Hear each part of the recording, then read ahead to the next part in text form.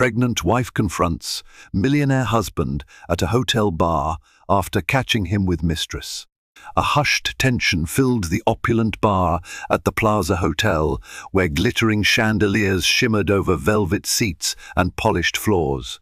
There, near the gleaming marble counter, stood Anna, her heart thundering, her pregnant belly a silent testament to months of secrets and suspicions.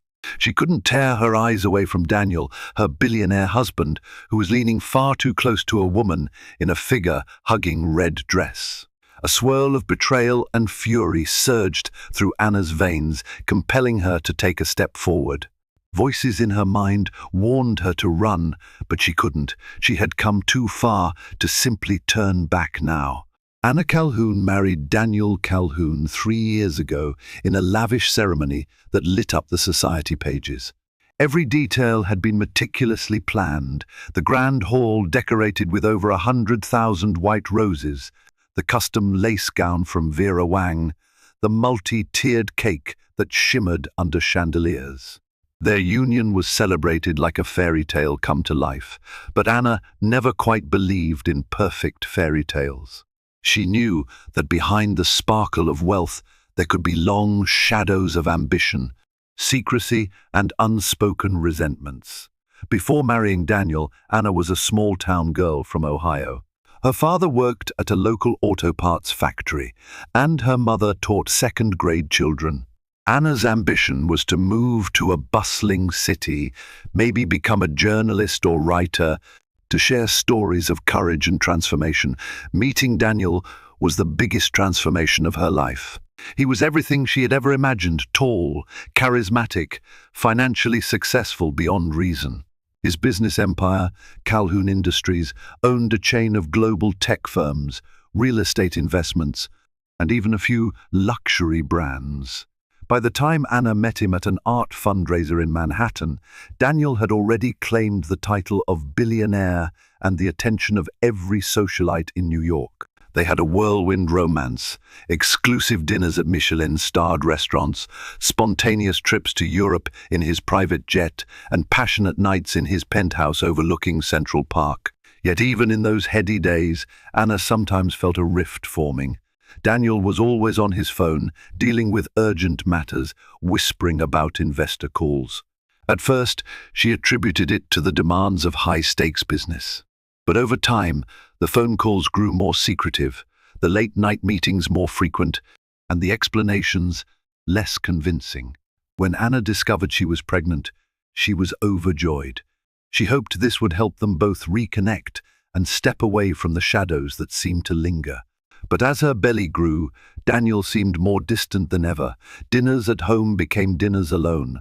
Business trips multiplied, and the rumors, those echoing whispers of a mistress, began to swirl among the staff of their penthouse.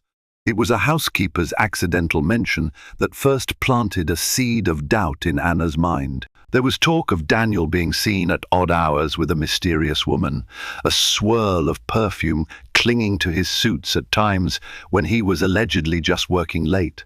She tried to confront Daniel, gently at first, but he brushed her off, blaming overwork and outside pressures. Anna wasn't satisfied, but she lacked concrete proof. With the pregnancy draining her energy, she buried her doubts, hoping her husband would come to his senses, or that her mind was simply exaggerating from hormones and stress. A love so strong couldn't just vanish, she convinced herself daily. She tried to recall the simple, genuine moments early in their relationship, nights of laughter and comfort, their shared dreams for a happy family. It was enough to keep her afloat, at least for a little while.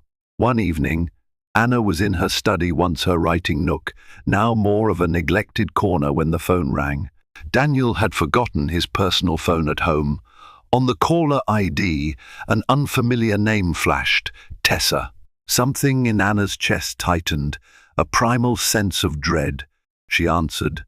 A female voice, sultry and self-assured, asked for Daniel.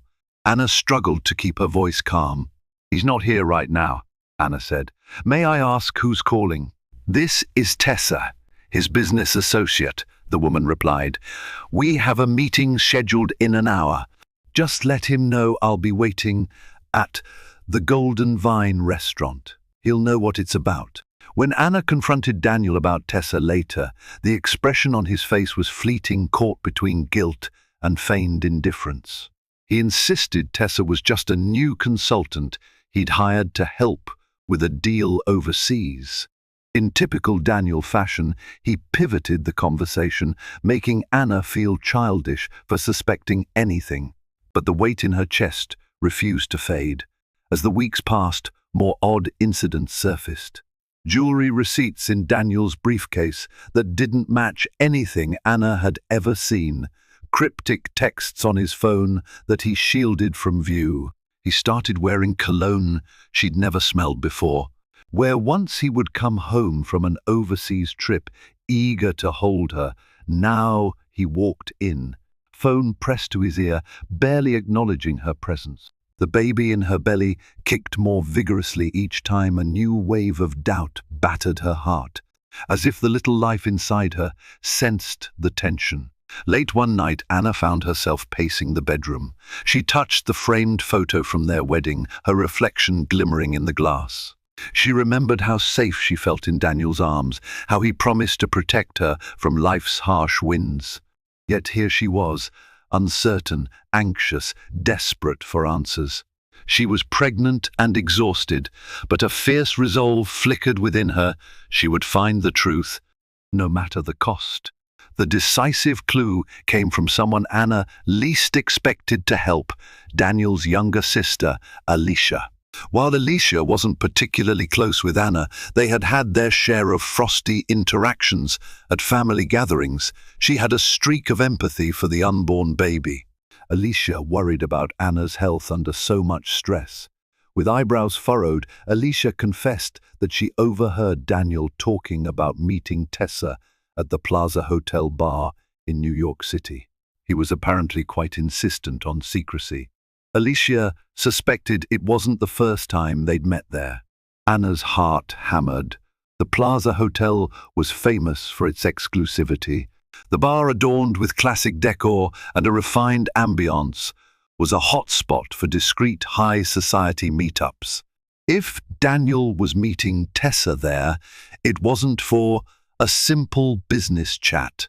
Anna realized she had to see it with her own eyes. She wouldn't rest until she had the unfiltered truth. She waited for the right moment. Daniel mentioned a business meeting scheduled for Friday evening. His manner was evasive, and he declined to give more details. That was enough for Anna. She planned meticulously, rehearsing scenarios.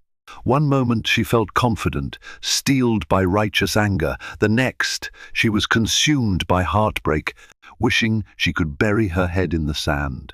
But in the end, the baby's well-being fueled her determination. She needed to know if this marriage, this life she was building, was a lie. Friday evening arrived, carrying a cold wind that rustled through the streets of Manhattan. Anna stepped out of a taxi a block away from the plaza. She wore a simple black maternity dress that clung to her swollen belly. She felt every bit the wronged heroine in a tragic play, but she forced herself to keep going. The doorman recognized her from past events.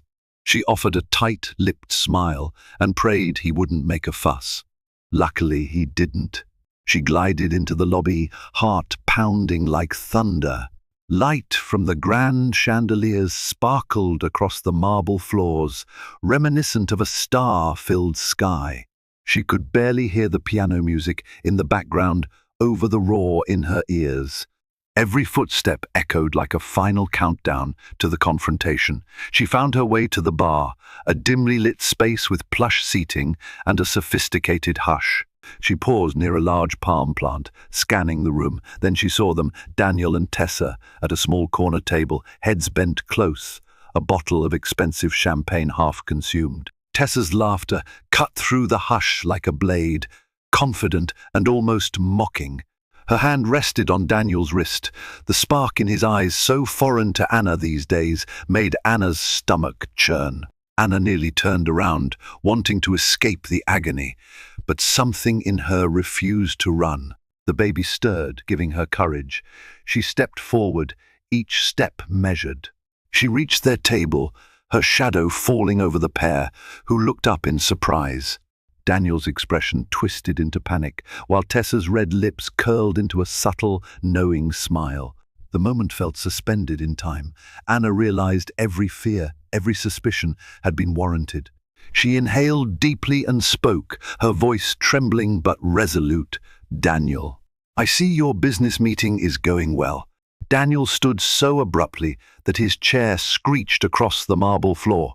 Eyes from other guests darted toward the commotion. Tessa, with an unsettling composure, calmly sipped from her glass. Anna could see the condescension in her gaze, as though Tessa relished the scene. "Anna," Daniel began, hands raised in a gesture of surrender. Why are you here?" Anna tightened her grip on her purse strap. Her voice was cold and steady. "I think the better question is why you're here." She looked pointedly at Tessa, then at the half-empty champagne bottle. The golden bubbles sparkled like shattered trust. And with her, no less, the hush in the bar intensified. Daniel's face flushed. Tessa slowly stood, adjusting the folds of her glamorous red dress. She wore an emerald necklace that glimmered in the low light, a necklace that Anna recognized from a suspicious jewelry receipt she'd once found. "I don't think we need a scene," Tessa said lightly, looking around as if annoyed by the attention.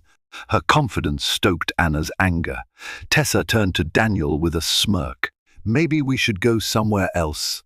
"You're not going anywhere," Anna interjected, leveling her gaze at both of them. The baby shifted in her belly, an echo of the turmoil raging inside her. "Daniel, explain. Right here, right now." Daniel glanced around at the onlookers. He lowered his voice, attempting to steer them toward a more private corner. But Anna refused to move.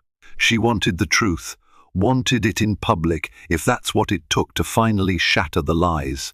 When Daniel didn't speak, Tessa decided to fill the silence. "Anna, darling," she purred, "I'm sure this is all very confusing for you in your condition. But Daniel and I have business that involves negotiations, consultations, that sort of thing. He just wanted a quieter place to talk. That's all." Anna bristled at Tessa's condescending tone. "It's quite a negotiation," she spat. "Necklaces, champagne, an intimate corner booth. Really, I'd love to hear the details of this lucrative contract." She turned again to Daniel. "Is this where all your late nights and secretive phone calls have gone? Is she your strategy to expand your empire?" Daniel pressed his lips into a grim line, cheeks burning with shame. He mumbled that they should leave the bar to discuss things privately, but Anna's fury was unstoppable. "Go on," she demanded, tears threatening to escape. "I want to hear you say it. Tell me that what I'm seeing is just business." Daniel opened his mouth, but no words came out. The tension drew audible gasps from nearby patrons. Anna's heart pounded with the velocity of betrayal. She realized in that moment how deeply she had hoped to be wrong. Even confronted with evidence, she'd clung to the desperate belief that there might be a misunderstanding. But Daniel's silence roared the truth. Her husband, the one person she trusted above all else, had shattered her world. Slowly, she felt the heat of her fury give way to an icy numbness. She placed a protective hand over her belly. It was a subtle gesture, but it spoke volumes. She might be broken, but she wasn't alone. Life thrived within her, and she would protect it at any cost. Tessa took a step back, eyes flicking to Daniel. "I think I'll leave you two to figure this out." "Daniel, call me when you—" "Don't you dare walk away," Anna snapped, surprising even herself with the force in her voice. "Not until I get an answer." She was tired of being brushed aside, tired of letting others dictate her life. If Tessa thought she could simply slip away, she was mistaken. Under the weight of her glare, Tessa paused. An uneasy silence stretched. Daniel opened and closed his fists at his sides, clearly struggling to maintain composure in front of the growing crowd. "Anna," Daniel whispered, his eyes pleading, "let's go upstairs. We can reserve a private suite here at the plaza." just to talk. Please, not here. You've done plenty here already, Anna said, voice trembling with a mix of heartbreak and rage. No. Whatever you have to say it now. In front of me, this crowd, and your mistress. A hush blanketed the room as Daniel inhaled a shaky breath. For a moment, guilt glimmered in his eyes.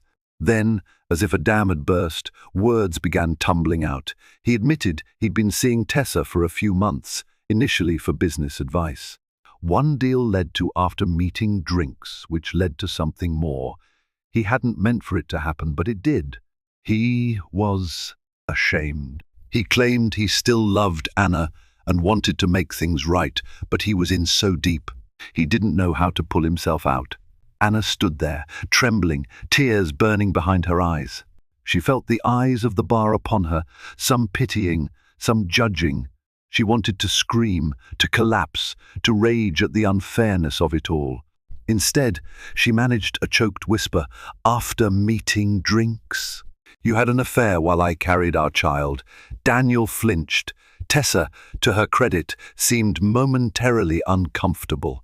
Or perhaps that was just Anna, imagining a flicker of shame. Tessa's mask of confidence never slipped far.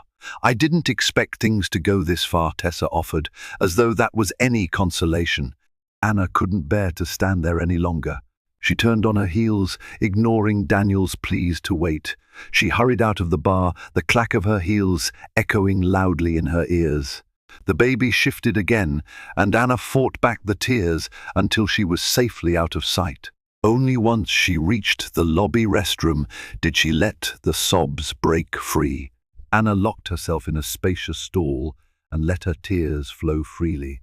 She pressed her head against the cool tile wall, feeling a world of anguish crashing over her.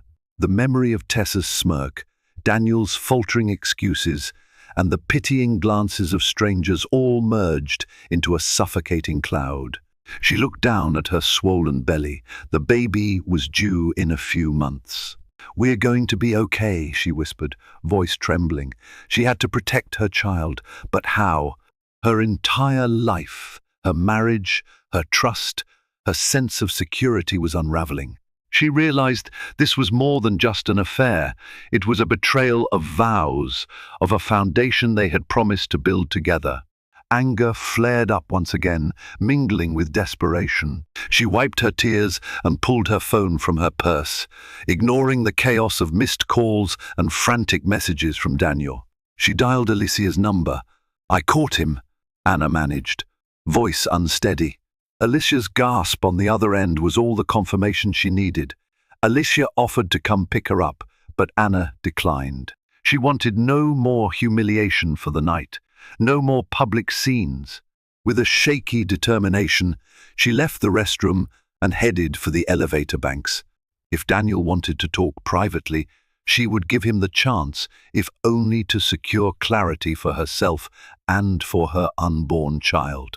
She pressed the call button, eyes catching her reflection in the mirrored wall, puffy eyes, smudged makeup, heartbreak etched into every line of her face. The elevator dinged open. She stepped inside, fists clenched. She would face Daniel, but on her terms. And she would find out just how deep his lies ran. On the 15th floor of the plaza, Daniel had hastily booked a suite. A trembling bellhop led Anna to a door, his eyes darting nervously between Anna's tear-streaked face and the plush hallway. He seemed to sense the tension and hurried away the moment he set down her suitcase of belongings that she had spontaneously grabbed from the penthouse before following Daniel. Anna paused outside the door, breath uneven. She knew Daniel was inside, waiting.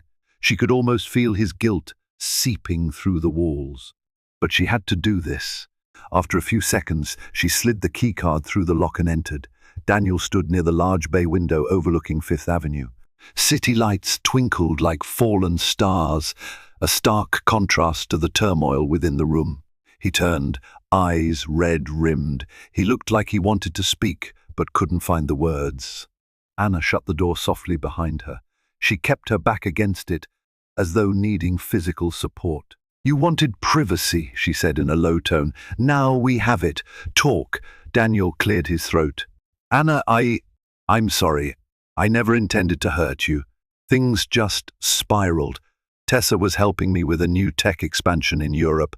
We started spending time together and it got complicated. That's all? Anna asked bitterly. You got bored with your pregnant wife at home, so you decided to spend time with another woman? Shame flickered in his eyes. That's not how it started. But yes, that's where it ended up. And it was wrong. I hate myself for it. He stepped closer, but Anna held up a hand to stop him. What about me? About us? Her voice cracked. Did you consider what this would do to me? Or to our child? Daniel swallowed hard. I was an idiot. I got caught up in the excitement, the secrecy. But it meant nothing, Anna. I swear. I care about you. I care about our baby. Sure, Anna snapped. When did you plan to mention the jewelry you bought her? Or the private dinners? Or the champagne in that bar? Because it sure looked like it meant something. Or were you going to wait until one accidentally walked in on you again? He faltered, unable to produce a decent excuse. Anna felt a wave of nausea. The emotional stress, combined with her pregnancy, was overwhelming. She sank into an armchair, pressing a hand to her belly. Instantly, Daniel rushed to her side, concern flashing in his eyes. Don't touch me, she hissed, though she was grateful to be seated. You made your choices. Now deal with the consequences. For a moment, Daniel stood helpless, arms hovering as if wanting to support her. His voice was raw when he finally spoke. I love you, Anna. This was a mistake, a terrible, regrettable mistake. But I need a chance to fix this. I can break it off with Tessa immediately. I'll do anything you want. Just, please don't leave me. Anna stared at him, disbelief roiling in her gut. You think it's that easy? Just end it with Tessa, and everything goes back to normal? She let out a hollow laugh. You lied to me for months. You made me question my sanity when I suspected you. You forced me to catch you red-handed for you to even admit the truth. You think I can just forget that? Daniel's face fell, and tears shimmered in his eyes. He started to speak, but Anna held up a finger. She needed to say her piece. Marriage is built on trust, and you've broken that trust in the cruelest way possible while I'm carrying our child.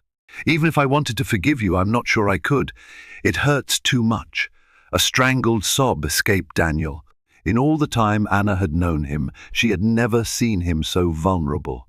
He was a billionaire, used to controlling outcomes and paying his way out of problems. But here, in this suite, with the city lights behind him, he was just a man facing the wreckage of his actions. Anna felt the faint stirring of pity, but overshadowing that was rage, heartbreak, and a fierce maternal instinct to shield her unborn baby from further pain. I need time, she whispered, voice heavy with exhaustion. I need space to think. So many months you were with her. I don't know how to process that. I don't even know if I can. Daniel reached out a trembling hand. I'll give you whatever you need. Please, let me make this right. I'll cut Tessa out. I'll see a counselor. His words tapered off as Anna shook her head, tears slipping down her cheeks. It might be too late for that, she said softly, then rose from the chair. Before Daniel could protest, she walked toward the door. I'm going home. Alone. He called out her name, but Anna walked down the corridor without looking back, stepping into an elevator that felt like a confessional booth. As the door slid shut, she wasn't sure if she was leaving just the suite or the life she and Daniel had built, because it was painfully clear that nothing would ever be the same again. Anna spent the night at their penthouse guest room, locking the door to keep Daniel out. She wanted distance, but ironically, her mind was racing through every detail of the confrontation, refusing to let her rest. Her phone buzzed relentlessly with messages from Daniel. Apologies, promises, pleas. She stared at them through bleary eyes, unsure if the man she once adored existed anymore. The next morning, Alicia arrived unannounced, letting herself in with the spare key. Anna was still in her nightgown, dark circles under her eyes. Alicia immediately enveloped her in a hug. It was the first act of genuine kindness Anna had felt in what seemed like ages, and it nearly broke her resolve. She wept into Alicia's shoulder, words tumbling out about how the affair had started, how Tessa was intimately involved in Daniel's new business projects, and how everything felt irreparably shattered. Alicia stroked her hair and listened patiently. "I had a bad feeling," Alicia murmured. "Daniel's been so secretive, even with me. I wish I'd told you sooner. I'm sorry." Anna pulled away, wiping her tears. "It's not your fault. Daniel made his choice. I don't know how to handle it." Alicia hesitated, then admitted, "There's more you should know. I didn't mention it because I wasn't sure, but I suspect Tessa isn't just a random consultant. She's been linked to other powerful men, and word is she uses her relationships to gain control in business deals. There are rumors that she blackmails them." Anna's stomach lurched. "Blackmail? You think Daniel?" Alicia sighed. "I don't know, but Tessa's not the type to let a billionaire slip through her fingers without some gain, especially if it ends badly." This revelation weighed on Anna like a boulder. The baby kicked, as if sensing her tension. She realized that the nightmare might stretch beyond personal betrayal into scandal, threats, public humiliation. Could Tessa have planned all this, seeing Daniel as a ticket to wealth and power? At that moment, Daniel knocked softly on the guest room door. "Anna? Alicia? Can I come in?" Anna looked to Alicia, who gave a subtle nod. Anna cracked open the door. Daniel stood there, looking disheveled, eyes rimmed with red. He glanced at Alicia but focused on Anna. "We need to talk. It's urgent." He inhaled sharply. "I got word this morning that Tessa's threatening to leak details of our relationship to the media unless I pay her a large sum. She also hinted at some damaging files, some corporate deals that she claims could ruin my reputation. I swear I didn't know about any blackmail. She's never asked for money until now, but apparently she's recorded conversations, has photos. Anna, if this gets out, it could ruin everything." Anna's head spun. Alicia shot her a pointed look. This was exactly what she'd feared. Anna braced herself, swallowing the bitter taste of betrayal. Her voice was icy. "So now you want my help?" After humiliating me in front of half of New York, Daniel wiped a hand over his face. "I deserve that. But yes, I need your help. I can't handle this alone." And his gaze flickered to Anna's stomach. "I want to make sure our child doesn't grow up with a father in disgrace. I know you might not want to be with me anymore, but please, at least help me face this problem." A swirl of conflict tore through Anna. Part of her wanted to say no, to let Daniel stew in the mess he created. But she knew the scandal would drag her down as well and possibly harm the baby. Reluctantly, she nodded. "We'll talk, but don't expect forgiveness." Seated around the living room table, Anna, Alicia, and Daniel pored over the text messages Tessa had sent. The demands were explicit. A $5 million payment transferred discreetly to an offshore account in exchange for her silence. She threatened to leak incriminating pictures and audio to tabloids if Daniel refused. There was a mention of a tech competitor who would love to see Daniel's empire crumble. It was a twisted labyrinth of threats, secrets, and potential ruin. Anna felt sick reading Tessa's smug words. "She's basically using your affair as leverage to blackmail you," she said, voice shaking. "You gave her everything she needed, Daniel. How could you be so careless?" He bowed his head. "I was blinded by lust, by stupidity. I never thought she'd do this." "Well, she did," Alicia snapped. "So what's the plan? Pay her? Go to the police?" tried to reason with her, Daniel stared at the text messages, despair etched into his features. Paying her might only encourage more demands. Going to the police would make this public and a huge scandal.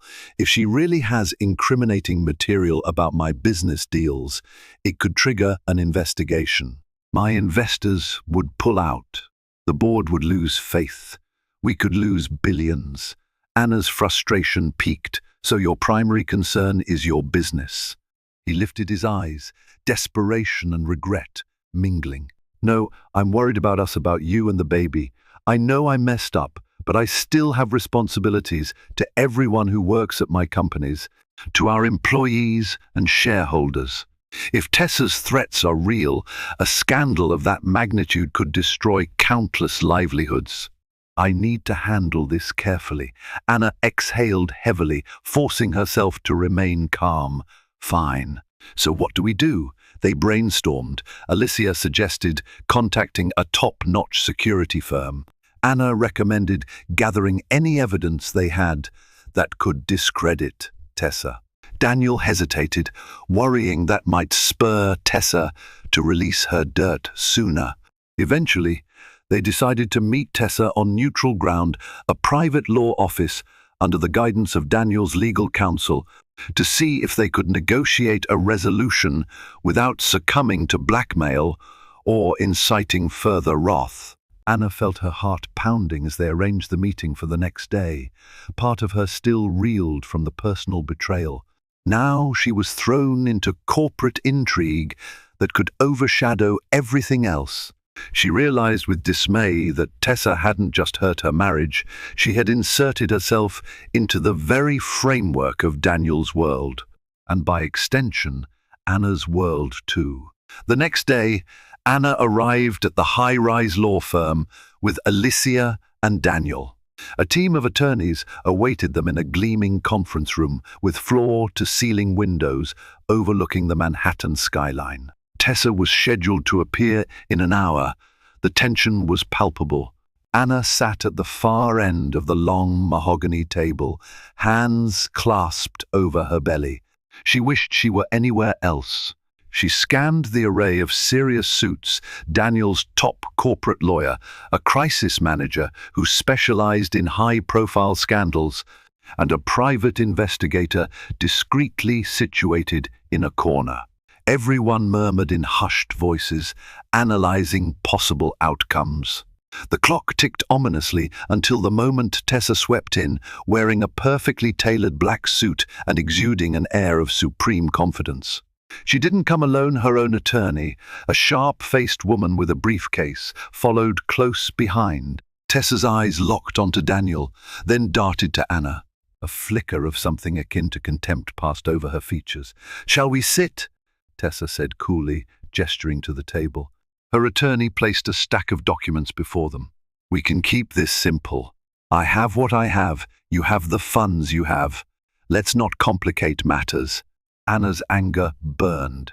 She wanted to scream at Tessa for daring to speak so casually after everything she'd done. But she kept silent, letting Daniel's lawyers take the lead. They questioned the validity of Tessa's supposed evidence, demanded proof. Tessa smirked and played an audio snippet on her phone. Daniel's voice discussing sensitive information about an upcoming merger, coupled with flirtatious banter. It was enough to make Anna's stomach churn, and enough to prove Tessa did have leverage. The negotiation spiraled into a tense standoff. Tessa demanded immediate payment. Daniel's team insisted on partial disbursement only after Tessa signed a non-disclosure agreement and handed over all evidence. Tessa's lawyer coolly retorted that a single payment was non-negotiable, or the media would receive a juicy scandal. Anna fought the urge to slam her fist on the table. Instead, she said quietly, "Tessa, why are you doing this? You already had Daniel. You had the affair. Isn't that what you wanted?" Tessa glanced at Anna, a faint smirk playing on her lips. "What I want is to be compensated for my time and expertise. This is business, Anna. Don't take it so personally. Daniel and I had a relationship, yes, but that's not the real story here. The real story is the power I hold, power you were never going to have. Daniel clenched his jaw, about to respond, but Anna's gentle but firm voice cut him off. You talk about power as though it's everything, but real power isn't about money or blackmail. It's about respect, loyalty, empathy, things you clearly know nothing about. Tessa's eyes flickered with disdain, but she stayed silent. Her lawyer, however, pressed the matter, returning to the demands. Hours ticked by. Negotiations punctuated by tense silences, phone calls, half-hearted compromises. In the end, no agreement was reached. Tessa refused to budge on her single-payment ultimatum. Daniel's lawyers refused to release such a vast sum without guaranteed destruction of all evidence. As Tessa rose to leave, she shot a parting remark, chilling and succinct. "You have 48 hours to decide, Daniel. After that, the tapes go public. And trust me, once they do, your entire world will crumble." Then she swept out, leaving the conference room in a state of shock. Night fell, and the law office cleared out. Daniel, Alicia, and Anna remained, quietly discussing next steps with the crisis manager, a man named Robert Gaines. He laid out the stark reality. If Tessa released the incriminating evidence, Daniel's personal and professional reputation would be in shambles. Investors would flee, lawsuits could ensue, and the scandal would ripple into Anna's life, their unborn child's future, and every philanthropic endeavor the Calhoun name was tied to. Alicia fumed, pacing back and forth. "She's bluffing." "She must be bluffing," she insisted, though her tone lacked conviction. Daniel ran a hand through his disheveled hair. "I'm not sure. Even if half of it is bluff, the other half is still damaging." Anna rubbed her temples, exhaustion gripping her. "What do we do, Robert?" Robert adjusted his tie, the strain of the day etched on his face. "My recommendation is to gather any counter-evidence or to secure an injunction against Tessa, though that process could take time. Alternatively, if you believe Tessa truly won't budge, paying her might be your quickest path out, though ethically. I never recommend capitulating to blackmail." Anna frowned. The idea of simply handing over millions to the woman who wrecked her marriage made her stomach churn. But the stakes were terrifying. She could already imagine tabloids running front-page headlines, "Billionaire's affair exposed," "Pregnant wife betrayed." She imagined the paparazzi hounding her, the baby. The thought filled her with dread. She turned to Daniel, her voice weary. "This isn't just about you anymore. It's about our child. If Tessa goes public, that scandal will follow our baby forever." Daniel's face tightened. "I know, and that's what scares me most." He paused, gathering his thoughts. "We have 48 hours. Let's see if we can find a way to discredit her. If we can prove she's blackmailed others, or if her evidence is doctored, we might weaken her position. Robert, can you get your investigator on that?"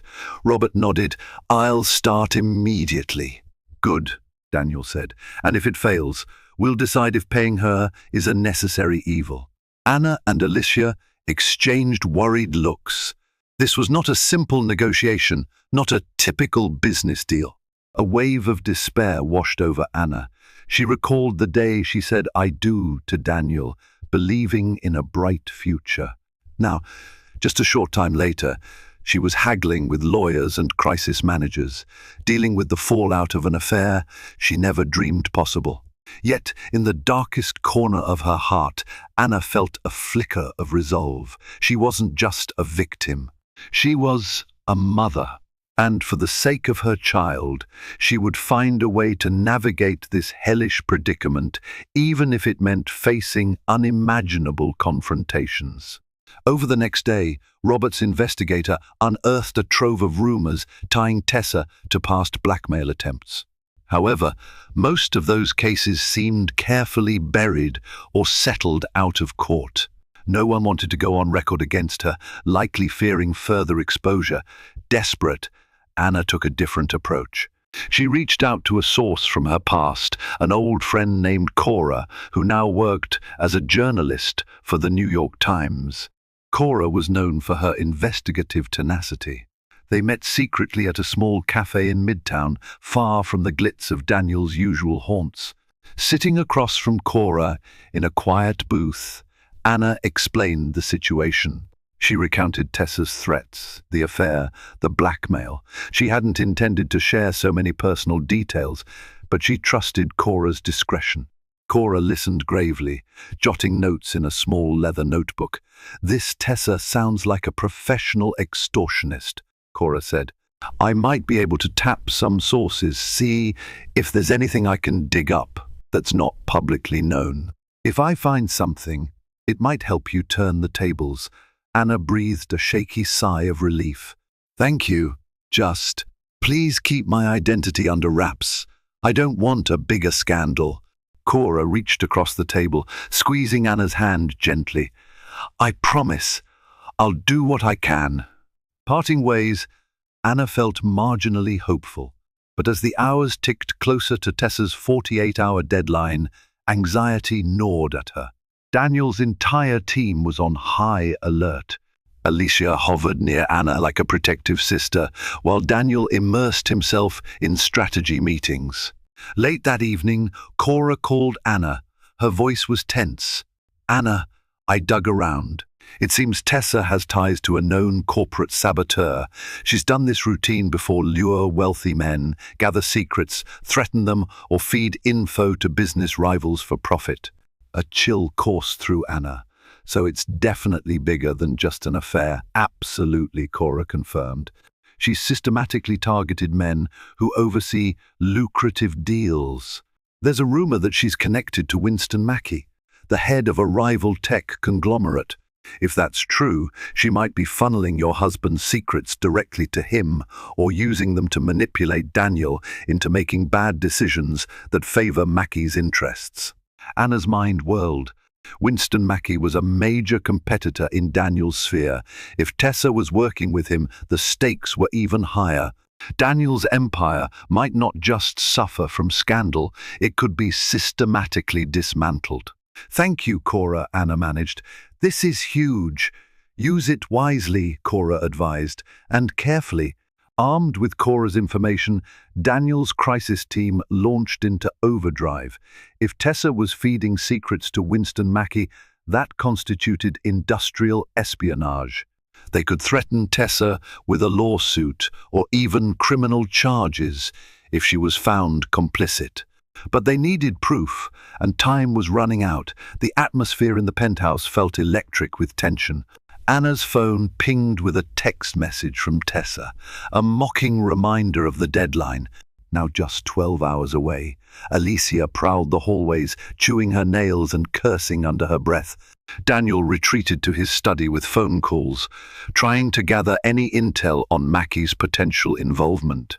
Just before midnight, Robert, the crisis manager, announced they had enough circumstantial evidence to confront Tessa.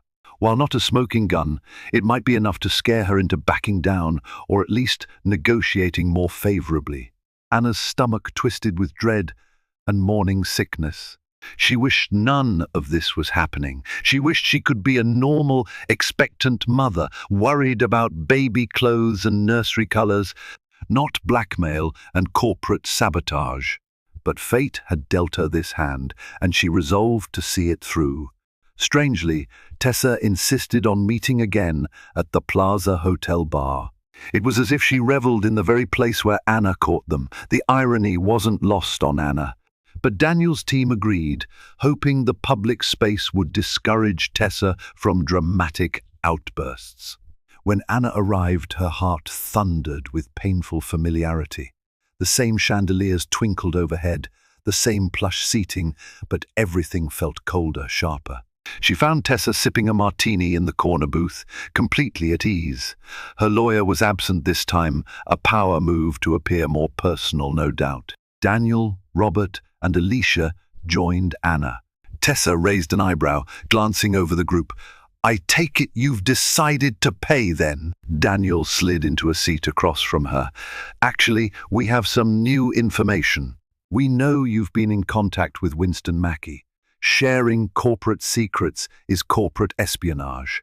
We have enough to file charges if you release anything you claim to have. And those charges could put you away for a long time. Tessa's smirk wavered, only slightly, but Anna caught it. I don't know what you're talking about, Tessa replied, tossing her hair dismissively. Yet a flicker of uncertainty danced in her eyes. Robert pressed a folder to the table. Emails, phone logs, bank transfers. You've been in discussions with a shell company that leads directly back to Mackey.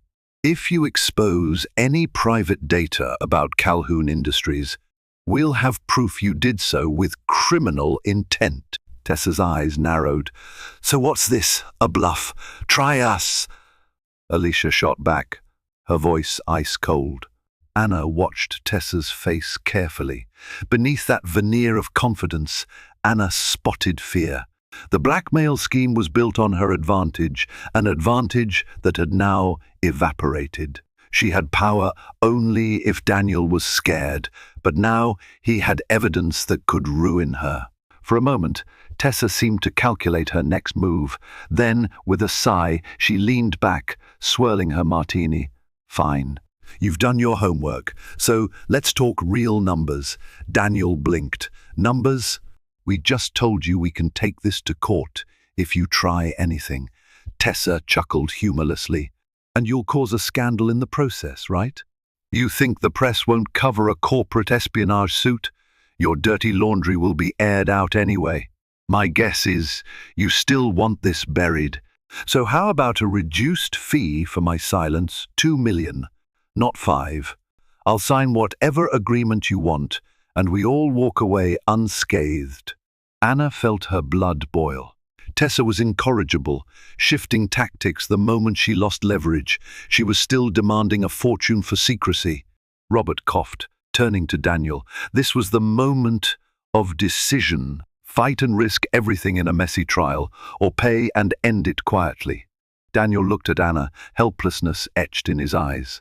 She knew what this meant. If Tessa agreed to keep silent, the scandal might be contained. The baby could be protected from a media circus. But it also meant letting Tessa win, to some extent.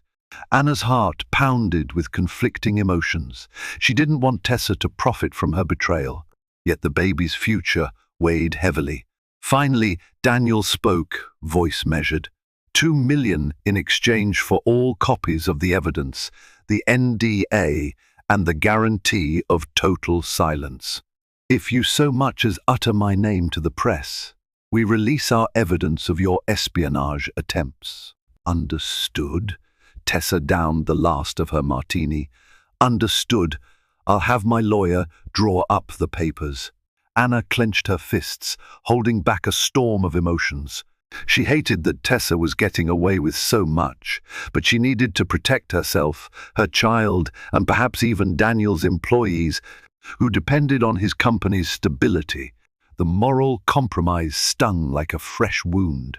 After the confrontation, Tessa left with a triumphant smirk, but not without handing over a flash drive. She claimed it held everything: photos, audio, videos. Robert promised to verify it meticulously, ensuring Tessa wasn't holding back additional copies. Anna stood with Daniel near the bar's entrance, feeling drained and hollow. Alicia gave them space, stepping aside to make a phone call. The bartender discreetly avoided eye contact. Sensing the gravity, Daniel let out a trembling breath. I'm sorry it came to this. Paying her, it feels wrong. Anna nodded wearily. It is wrong, but we do what we have to, I suppose. Silence fell. Anna placed a hand on her belly, her thoughts swirling. She was relieved the immediate threat was contained, but heartbreak remained. The affair, Tessa's cruelty, the blackmail, it all left a permanent scar. Daniel began, hesitating. I want you to know none of this was worth it. If I could turn back time, I'd give anything to fix what I broke between us. Anna stared at the chandelier overhead. For a moment, she pictured the wedding day again, the promised forever. Then Tessa's face intruded, mocking her naivete. "Daniel," she said softly, "this doesn't magically erase what happened. Even if Tessa vanishes, the pain remains. I don't know if I can forgive you." He bowed his head. "I understand." A long pause lingered. Anna finally mustered a flicker of compassion. "What happens to us now?" He looked at her with desperate hope. "We try therapy. We rebuild trust, if you'll let me. I'm not asking for miracles, just a chance to prove. I'm not the man Tessa made me out to be. Please." Anna's throat constricted. She didn't answer immediately. She wanted to believe there was a path forward, especially for their child, but the wounds were too raw. "I need time," she whispered. "We'll see." Life settled into an uneasy routine. The immediate crisis with Tessa was resolved. Lawyers finalized the NDA and wire transfer. Robert's team verified the flash drive's contents before placing them in secure storage. For now, Tessa was gone, but the emotional wreckage remained. As the weeks passed, Anna tried to distance herself from the heartbreak. She attended prenatal checkups, focusing on the growing life inside her. Occasionally, Daniel accompanied her, offering quiet support, but Anna kept him at arm's length. Then, in a twist of fate that felt like cosmic retribution, Daniel's businesses took a series of hits unrelated to Tessa. A global economic downturn battered stock prices. A key investor withdrew from a major project at the last minute. Lawsuits unrelated to the scandal emerged, claiming patent infringements in one of Calhoun Industries' tech subsidiaries. It was a perfect storm, hitting Daniel from all sides. Anna watched as Daniel scrambled to keep the company afloat. Board members questioned his leadership. Rumors of the near scandal with Tessa spread quietly among a few insiders, eroding confidence further. Some whispered that Daniel had lost his edge, that he'd become too distracted by personal drama to steer the empire effectively. Despite the tension between them, Anna felt a pang of sympathy. She saw him come home late, eyes shadowed with exhaustion, the once confident swagger gone. But part of her also recognized this as a form of karma. He had betrayed his marriage, and now fate was punishing him in ways neither of them could have foreseen. One evening, as Daniel sat in his home office, staring at financial spreadsheets with despair, Anna entered quietly. She'd brought tea, a small gesture of peace. He glanced up, surprised. "Hey," he said, voice husky from sleepless nights. She offered a faint smile, placing the cup on his desk. "Chamomile. Thought you might need something calming." He sighed gratefully, taking a sip. "Thanks." Anna hesitated, unsure how to proceed. "I heard about the layoffs. That must be tough." He nodded, eyes clouded with guilt. "It is. I hate letting people go. But if we don't cut costs, the company could collapse entirely." A wave of compassion swept over Anna. Despite everything, she remembered the side of Daniel who cared about people, who believed in building a legacy that helped others. "Maybe there's another way," she offered gently. "I know we're not in the best place, but if you want someone to brainstorm with, I'm here." Daniel's gaze softened, gratitude flickering in his tired eyes. "I'd like that. I miss talking with you about anything really." Something in Anna's chest tightened. She missed it too. Days turned into hours of stiff politeness, overshadowed by the betrayal. Yet a thread of connection lingered. She pulled a chair closer, glancing over the reports. "Let's see if we can find a strategy that minimizes job losses. Maybe restructure some departments, explore new partnerships." They delved into discussions, analyzing numbers and possible solutions. It was oddly reminiscent of their early days, when they'd talk excitedly about Daniel's business ideas. But now, the air was heavy with unspoken regret. At midnight, they realized they'd spent hours together, forging a tentative truce. Anna rubbed her belly, feeling the baby shift. Daniel watched with a mix of awe and sorrow. He reached a hand out, then paused, unsure if he was allowed to rest it on her stomach. Anna swallowed hard, then nodded. As Daniel's palm met the gentle curve of her pregnancy, the baby kicked. They both smiled, an instinctive, genuine moment of shared wonder. For a fleeting second, the distance between them shrank, replaced by a quiet sense of possibility. In the following weeks, Anna continued to help Daniel with strategies to stabilize the company. She wasn't a business prodigy, but her intuition and attention to detail offered fresh perspectives that Daniel's executives appreciated. Together, they implemented cost-saving measures without severe layoffs, opting for temporary pay cuts at the executive level instead. Morale improved. Investors took note. Slowly the ship began to right itself. Meanwhile, Anna's due date inched closer. She spent hours reading about childbirth, attending prenatal classes, and preparing the nursery. Daniel accompanied her on more appointments, carefully treading the fragile line between them. Neither had declared a final decision on the marriage. Anna's hurt was still there, but so was a cautious sense of rebuilding. Alicia noticed the shift, dropping by with baby gifts and supportive words. Even Robert, the crisis manager, commented on how the atmosphere around Daniel had improved. Tessa remained silent, likely well settled with her 2 million. The ghost of her betrayal lingered, but it didn't overshadow daily life as it once had. Still, Anna wrestled with her conflicted emotions. She found Daniel's efforts to redeem himself sincere. He cut off all questionable social ties, gave her full access to his communications, and started therapy sessions, both individual and with Anna, when she was willing. But trust was a delicate plant, and the wound was deep. Late one night, as thunder rumbled across the city skyline, Anna felt the first sharp pangs of labor. She was in bed, trying to sleep, when a contraction ripped through her abdomen. She gasped, panic racing up her spine. Quickly, she shook Daniel awake. His eyes flew open, instantly alert. "Is it time?" She nodded, breath hitching with pain. I think so." A rush of adrenaline hit them both. They grabbed the hospital bag, called Alicia, and sped through the rain-slicked streets to Mount Sinai Hospital.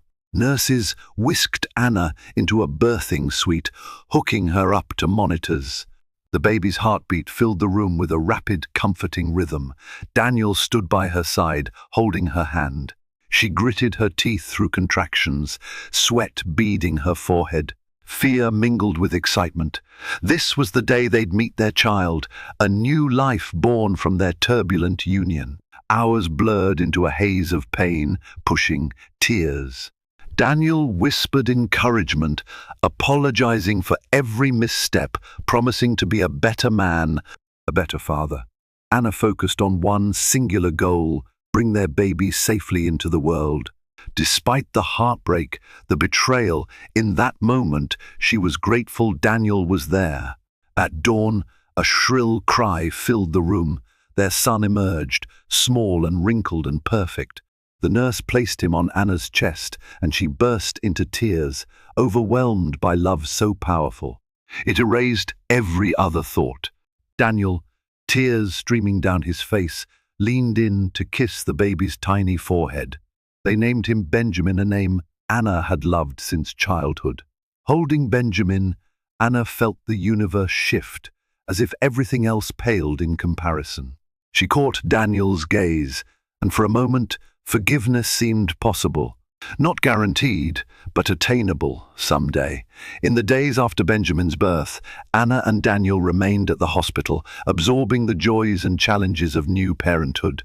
Their families visited, showering them with love and congratulations. Alicia was particularly overjoyed, snapping endless photos of her nephew. Anna noticed a transformation in Daniel. He spent hours cradling Benjamin, talking softly to him about the world, about values and dreams. It was a side of him Anna hadn't seen in a long time: gentle, vulnerable, real. While the pain of betrayal still lingered, the sight of Daniel as a doting father softened something in her heart. When they finally brought Benjamin home, Anna stepped into the nursery with awe. It was a tranquil space, soft pastel walls, a crib adorned with plush animals, a glider by the window overlooking the city. She placed Benjamin in the crib, watching as he dozed off, oblivious to the storms that had raged before his arrival. Daniel hovered in the doorway, hesitant. "Anna?" She turned, tired but content. "Yes?" He swallowed hard. "I just wanted to say I'm grateful for letting me be here, for giving me a chance to show up for our son. I know it doesn't erase what I did, but I want you to know how deeply sorry I am." Anna felt emotion welling up. "I appreciate that, I do." She glanced at Benjamin's sleeping form. "He deserves both of us at our best." Daniel nodded, stepping into the room. He tentatively wrapped an arm around Anna's shoulder. She didn't pull away. Together, they watched their newborn son breathe in gentle little sighs. The future was uncertain, but in that shared moment of parenthood, they found a fragile promise of hope. Time passed.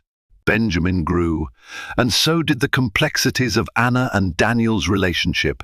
Therapy sessions became a weekly routine. Anna unpacked the betrayal, Daniel confronted his flaws, and they tentatively rebuilt trust. It wasn't linear. There were arguments, setbacks, nights Anna slept in the guest room. But there were also breakthroughs, moments of genuine closeness that hinted at a stronger bond than before. Professionally, Daniel fought tooth and nail to restore Calhoun Industries. Bit by bit, the company stabilized, regaining investor confidence. Reports praised Daniel's resilience, attributing it to his renewed focus. Only Anna and a few others knew the personal cost behind that focus. Then came the final twist of karma, Tessa's downfall. News broke that she'd attempted a similar blackmail on Winston Mackey himself, trying to extort money by threatening to leak false secrets about Mackey's company. But Mackey had set a trap, collaborating with law enforcement. Tessa was arrested on charges of attempted extortion and fraud. The tabloids devoured the scandal, though they never mentioned Daniel or Anna thanks to the ironclad NDA. When Anna heard the news, she felt a weight lift. Tessa was finally facing the consequences of her actions. The chapter of fear was truly closing. A sense of poetic justice shimmered, as though the universe had balanced itself. By the time Benjamin celebrated his first birthday, Anna and Daniel found themselves in a more peaceful place. The affair and blackmail remained part of their history, an unerasable scar, but they had navigated through it together. Anna had witnessed Daniel's genuine remorse, his willingness to be better, and Daniel had discovered that true power, indeed, came from honesty, vulnerability, and respect. They threw a small birthday party at the penthouse, just family and close friends. Benjamin squealed with delight at the sight of balloons and cake, blissfully unaware of the drama that once threatened to tear his family apart. Anna caught Daniel's eye across the room, and he gave her a soft smile. She smiled back, a signal that while forgiveness wasn't absolute, love still had room to grow. Later that night, once everyone had gone and Benjamin was asleep, they stood on the balcony together, gazing at the shimmering cityscape. Daniel slipped a hand around her waist. "We've come a long way." Anna leaned into him, exhaling softly. "Yes, we have." They shared a quiet moment, each knowing the future remained unwritten. But for the first time in a long while, that uncertainty felt like possibility rather than dread. This story reminds us that trust can be torn apart in an instant and takes far longer to mend. Secrets, temptations, and betrayals don't just threaten our happiness, they challenge our very identity and the foundations we've built with those we love. When deception collides with loyalty, when ambition eclipses compassion, the fallout tests even the strongest bonds. Yet, amid the wreckage, hope can still find its way. Confronting our darkest mistakes, taking responsibility, and refusing to give in to blackmail or fear can lead to a path of redemption. If this tale of heartbreak, scandal, and ultimate resilience resonates with you, consider sharing it with friends who might need a reminder that even in life's most tumultuous storms, there's always a chance for renewal. If you enjoyed this story, please remember to like, share, and subscribe to support more riveting tales ahead. Millionaire laughed at pregnant wife's pleas. Mistress destroyed him in the end. Imagine waking up one morning to find that everything you believed about your marriage was built on shaky ground. Picture a mansion full of secrets, a lavish life overshadowed by lies, and a pregnant wife pleading for compassion only to be laughed at by the very man who once promised to protect her. This is the story of Andrew Blackwood, an arrogant millionaire consumed by greed and pride, whose heartless betrayal of his devoted wife seemed unstoppable, but fate had other plans. When a cunning mistress arrived on the scene, both the devoted wife and the calculating lover became unwitting instruments of karma unleashing, a spectacular downfall nobody could have anticipated. Andrew Blackwood was not always a ruthless millionaire, nor was his life written in the stars from birth. He grew up in a modest home on the outskirts of Columbus, Ohio, raised by parents who worked tirelessly to make ends meet. His father, a small-time accountant, had big dreams for Andrew, fantasizing that his boy would one day shake hands with global CEOs and dine among society's elite. His mother, a kind-hearted nurse, taught Andrew the importance of empathy and humility. In the early days, he lived by those values. But fate is unpredictable, and sometimes the very virtues nurtured in childhood are the first to vanish under the spotlight of success. At 19, Andrew worked part-time at a local diner, flipping pancakes for morning regulars, while simultaneously juggling classes at the community college. He had hustle and grit, the kind that made people notice him. Though money was tight, Andrew rarely complained. He studied business administration and spent nights devouring any biography he could get his hands on, from Warren Buffett's journey to Bill Gates's philanthropic ventures. He was particularly fascinated by Microsoft's early struggles, marveling at how an ambitious college dropout built one of the world's most recognizable tech giants from a humble garage. Andrew read about each step, each failure, and each pivot that led to the behemoth brand. He dreamed of forging his own empire. During his sophomore year, Andrew met Jessica Monroe. She was a psychology major, with dreams of helping trauma survivors recover from emotional scars. She was the light that brightened Andrew's life, the soft-spoken, empathetic soul who saw beyond his ambition to the gentle heart beating beneath.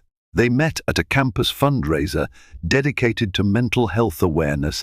Jessica had volunteered to work at the event, and Andrew was there because he'd been promised extra credit by his marketing professor. They ended up side by side at a table, handing out pamphlets and collecting donations. Their connection was almost immediate. Andrew made a silly joke about how the event sponsors clearly didn't know Marketing 101, and Jessica laughed, a gentle laugh that made him forget the entire world for a moment. Their courtship was simple and sweet at first. From late-night coffee runs to weekend study dates, they quickly realized they completed each other in subtle ways. Jessica encouraged Andrew to slow down whenever his big dreams felt overwhelming, while Andrew cheered Jessica on when she worried she wouldn't make an impact in a sometimes callous world. Together, they navigated final exams, financial burdens, and family expectations. 4 years later, they graduated. Soon after, Andrew proposed with a modest ring he purchased using his savings from the diner.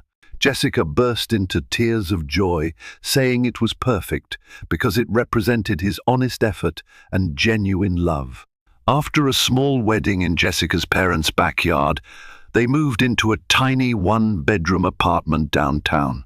There was hardly space to walk between the bed and the closet, but they were happy. Jessica landed a job as a counselor at a local non-profit that helped at-risk youths and domestic abuse survivors. Andrew was determined to climb the corporate ladder at a marketing firm he'd just joined. Little did they know how quickly life could change. Within a few years, Andrew's quick wit, ability to read market trends, and relentless determination caught the attention of the firm's CEO.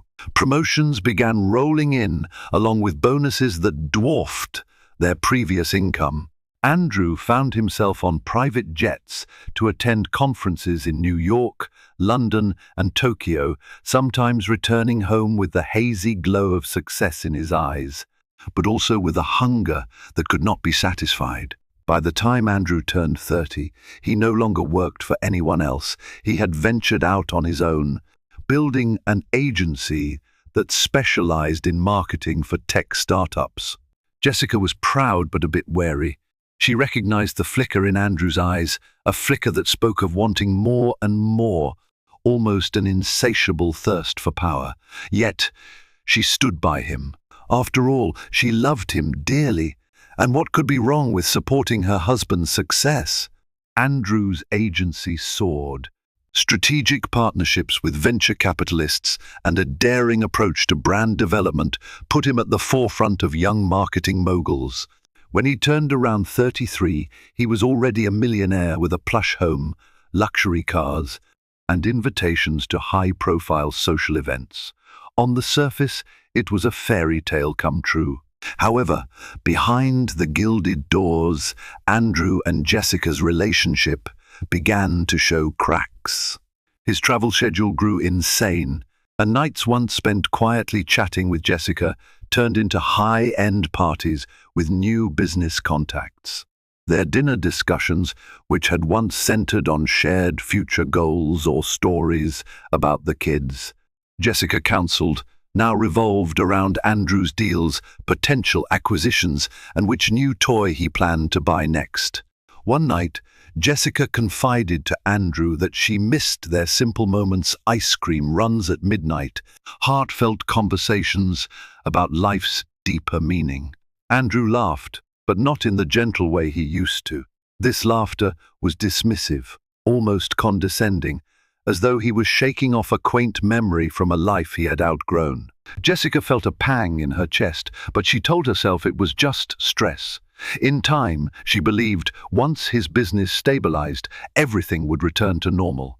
Unfortunately, time would soon reveal that sometimes success can devour the very soul of a person. Andrew may have begun as a bright-eyed dreamer, but he was about to become unrecognizable even to himself. Andrew's rise to the millionaire status seemed too fast and too smooth to some. Colleagues whispered that no one scaled the heights of the marketing world that quickly without stepping on a few toes. Rumors circulated about Andrew pulling deals out from under former associates, leveraging insider information, and cutting backroom deals that danced precariously close to ethical lines. However, no allegations stuck because Andrew was a genius at covering his tracks. He had an almost supernatural ability to read people, figure out their insecurities, and give them what they needed until they were no longer useful. Jessica, for her part, tried to ignore the rumors. She still held on to the Andrew she knew in college, the man who'd worked hard at the diner, the one who had run to the corner store late at night for orange juice when she caught a nasty cold. She spent her days at the non-profit, increasingly busy helping clients in crisis. More and more, she stayed late at her office just to avoid coming home to an empty house. Andrew was never there. Their mansion, with its marble floors and sleek lines, felt stark and emotionless. She found herself missing the cramped charm of their old apartment, where love and closeness were tangible in every corner. But Andrew was too swept up in his own narrative to notice Jessica's growing loneliness. He was invited to appear on talk shows, business podcasts, and to speak at corporate summits. His face appeared on the cover of entrepreneurial magazines. He hosted lavish parties reminiscent of Gatsby's soirees with crystal chandeliers, caviar canapes, and champagne that flowed like water. Every time Jessica walked among those impeccably dressed attendees, she felt like a stranger in her own home. Andrew would introduce her to his latest potential partner or investor with a polite smile, then drift off into the crowd the moment something more exciting caught his eye. As Andrew's fame grew, so did his arrogance. He began to see himself as untouchable. The philanthropic values his mother had instilled vanished behind a thirst for more influence and wealth. Jessica noticed how he joked about lesser mortals who couldn't keep up with his pace. He no longer saw people as individuals, but as stepping stones or obstacles to his ambitions. It pained Jessica, but her pleas and gentle reminders only led to arguments. Andrew considered any mention of humility or caution to be an attack on his success. Their marriage was strained, but neither of them realized how close the foundation was to crumbling. It would take one life-changing event to nudge it over the edge: Jessica's pregnancy. A year after Andrew's business took off, Jessica discovered she was pregnant. She was elated, certain that the good news would bring them closer. She imagined telling Andrew over a romantic dinner, planning how they'd decorate a nursery, and perhaps scaling back their busy lifestyles to embrace a slower, more intimate journey toward parenthood. However, the reality was far different. When Jessica told Andrew she was expecting, they were in the middle of a fundraiser gala at the Four Seasons Hotel, a real place in the heart of Chicago, where Andrew had just inked a deal with an important foreign investor. The night was buzzing with conversation, clinking glasses, and Andrew's triumphant grin. Jessica pulled him aside discreetly, took a deep breath, and whispered the news in his ear. She expected tears of happiness, or at least a moment of stunned silence, something that signified a heartfelt connection. Instead, Andrew's face froze in a stilted smile. Quickly glancing around to ensure no one overheard, he simply said, "Now's not the time to talk about that, Jessica," and patted her hand as though she were a child. Then, with the facade of a gracious host, he turned and rejoined his guests, leaving Jessica alone by a towering floral arrangement.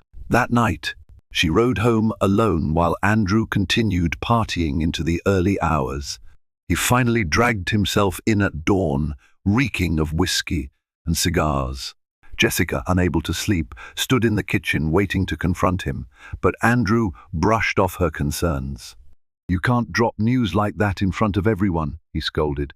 "We need to plan how to incorporate a baby into my schedule, especially now when everything's about to explode business-wise.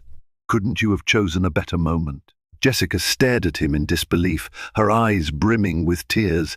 This was not the reaction she had dreamed of. Where was the man who once held her and told her he wanted a family? She tried to explain that she'd simply wanted to share the joy, but Andrew turned cold, muttering something about how she needed to get with the program and understand that his career was of utmost importance right now. That night, Jessica cried herself to sleep for the first time in years. Yet, as the weeks went on, Andrew seemed to make a superficial effort. He accompanied Jessica to a single doctor's appointment and purchased a luxury baby bassinet, the most expensive model on the market, just to show how much he cared. Jessica tried to remain hopeful, but something about Andrew's demeanor made her uneasy. Instead of genuine excitement, everything he did felt like a checklist item for appearance's sake, as though fatherhood was just another milestone he had to achieve for the perfect public image. She also noticed him pulling away physically and emotionally. He stayed out later than ever, scheduling business dinners and private meetings that left Jessica alone in the big house most nights. When she tried to share her fears about the pregnancy, her morning sickness, her fatigue, and her anxiety, Andrew would roll his eyes, telling her she needed to toughen up. "I'm under a lot of stress, too," he'd say. You think being a millionaire is easy? If you can't handle a pregnancy, how will you handle motherhood? Those words stung. Yet Jessica endured, determined to keep the peace in hopes that Andrew would come around. After all, she believed in the sanctity of marriage, in the vows they had shared in her parents' backyard. She told herself he was merely distracted, that the child growing inside her might soften him once it was born. But fate had other plans. Someone else was about to enter Andrew's life, someone who would feed his ego and ignite his darkest impulses, someone who would exploit his arrogance for her own twisted ends.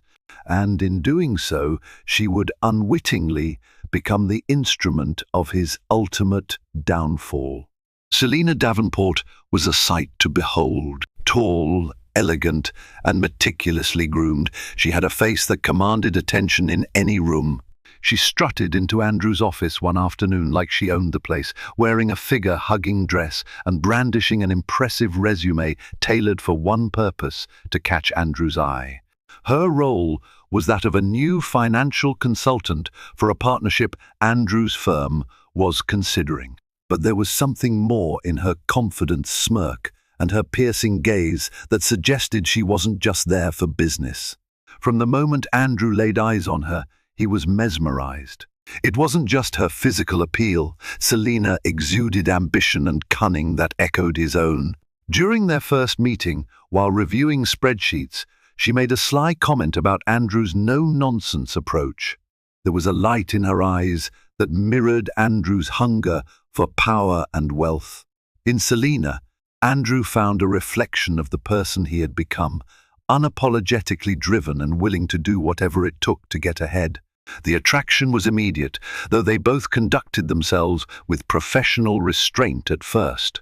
Their business relationship blossomed, each impressed by the other's calculations and deals.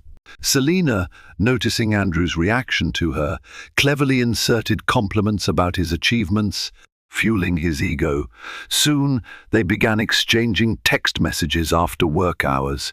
What started as harmless banter about market trends and entrepreneurial ideas turned into personal questions, bits and pieces of their private lives. Andrew found himself confiding in Selina about the burden of his wife's pregnancy, complaining about Jessica's nagging and her lack of understanding for his business obligations. Selina played the role of confidant to perfection. She sympathized, even commiserated with Andrew's portrayal of Jessica as an obstacle to his grand ambitions. She told him that having a pregnant wife at this crucial juncture in his career was indeed bad timing. Andrew drank in her every word, relieved to find someone who validated his frustrations rather than questioned them. The line between professional and personal blurred with astonishing speed.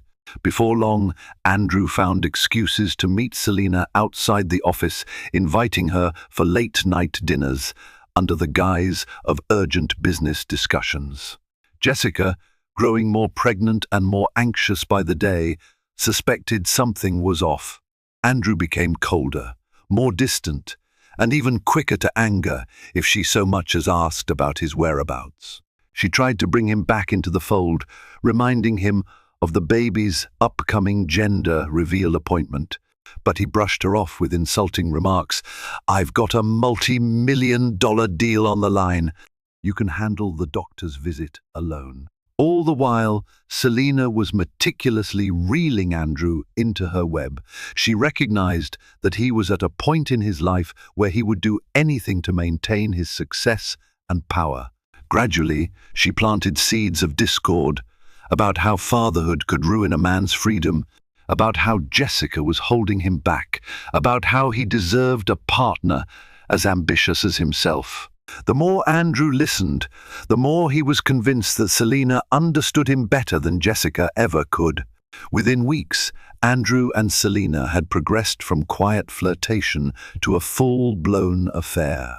Lavish hotel suites, secret weekend getaways, and expensive jewelry were all part of Andrew's attempts to keep Selina happy and close. Jessica, now well into her second trimester, became a bystander in her own marriage, reduced to scheduling her prenatal appointments by herself. But the real tragedy was Jessica's emotional turmoil. Her pleas for attention, her desire to share her joys and fears about motherhood, were met with ridicule and indifference. One night, as Jessica was sitting on the edge of their king-sized bed, tears rolling down her cheeks, Andrew towered over her and said words that would be etched in her memory. "You're so dramatic. Stop acting like you're the first woman to ever be pregnant. I have bigger problems to deal with." In that moment, Jessica felt a profound emptiness in her chest, a sense that she was losing Andrew, and there was nothing she could do about it. She could never have guessed that Selina's arrival was not just a random fling, but a well-constructed plan to manipulate Andrew, and eventually to bring him to his knees. As Jessica's belly grew, her sense of isolation grew with it. She tried to reach out to old college friends, but most were scattered across different states, busy with their own lives and families. Her parents lived hours away. Though they worried about her, she downplayed the problem during phone calls, not wanting to upset them or tarnish Andrew's reputation.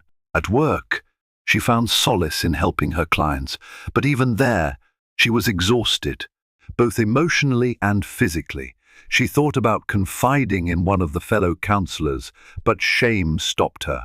Jessica felt that by admitting her husband was stepping out on her, something she now strongly suspected. Though Andrew hadn't outright admitted it, she would lose the last shred of dignity she had. Meanwhile, Andrew made no attempts to conceal his growing obsession with Selina. The staff at his firm whispered about it behind closed doors.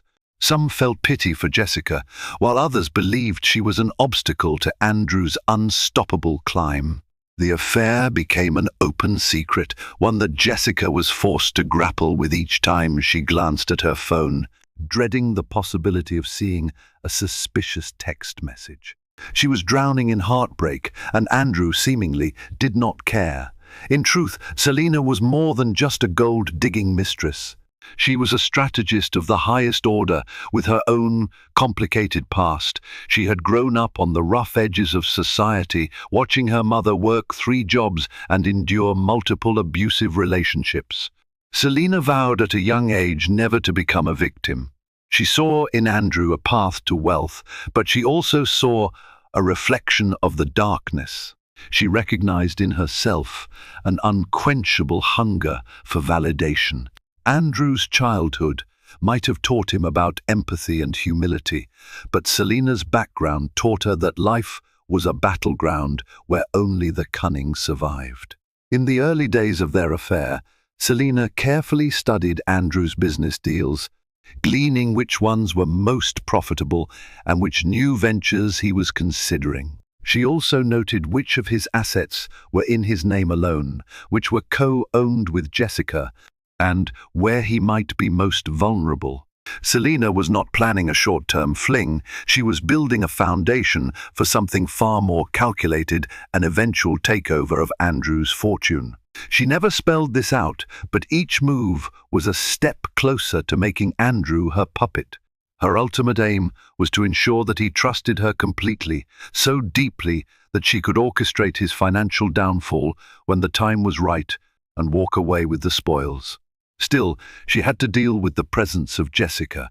Though Selina thought Jessica was an annoying hindrance, part of her also felt a twisted empathy. She knew what it was like to be cast aside. Yet, she refused to let that empathy weaken her resolve. If Andrew's marriage imploded because of her, so be it. Selina's eyes were on the prize. However, Selina soon realized that Andrew wouldn't simply divorce Jessica overnight. He liked the image of a stable, married businessman. He enjoyed the moral high ground it gave him in negotiations. In some twisted way, he also liked having a wife waiting at home. It made him look respectable, no matter how rotten he might be behind closed doors. So Selina changed tactics. She began planting seeds, insisting that Jessica's mental health might be questionable. She hinted that pregnant women sometimes develop postpartum issues even before the baby is born. She suggested that Jessica's clinginess might be a sign of a deeper instability, anything to erode Andrew's sympathy for his wife. Though Andrew was already far gone, these hints provided him with justification for his neglect. In his mind, Jessica's pleas for love and support were not only inconvenient, but possibly pathological. Jessica felt Andrew slipping further away. His phone calls became shorter. He spent money extravagantly on clothes, dinners, and weekend getaways money.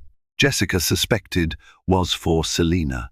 One day she found receipts for a 5-star resort in the Bahamas in Andrew's desk. He never mentioned a business trip to the Bahamas. When she confronted him, he laughed, telling her it was a last-minute meeting with potential investors. It was a lie so obvious that Jessica nearly choked on her tears. Yet, she did not leave. She couldn't. She was heavily pregnant, financially dependent on Andrew, and still clinging to the remnants of love she had for the man she married. Sometimes, late at night, she prayed that the baby's arrival would reset everything. She imagined Andrew holding their child in his arms, his eyes filling with tears, and finally realizing what he had done to his wife. She pictured the redemption arc that so many couples experience when a child is born. But deep down, Jessica knew it was just a dream, one she had to hold on to keep going. What she didn't know was how Selena's plan would eventually unravel Andrew's empire and, in the process, free Jessica from a life of silent suffering, albeit through devastation and heartbreak. Karma was on the march, and it would be merciless. As Jessica entered her 3rd trimester, her body ached and her emotional endurance wore thin. She struggled to keep up with her job responsibilities, often needing extra rest breaks. The director of the non-profit noticed her fatigue and gently urged her to consider going on maternity leave. Jessica resisted because her work was one of the few places she felt valued.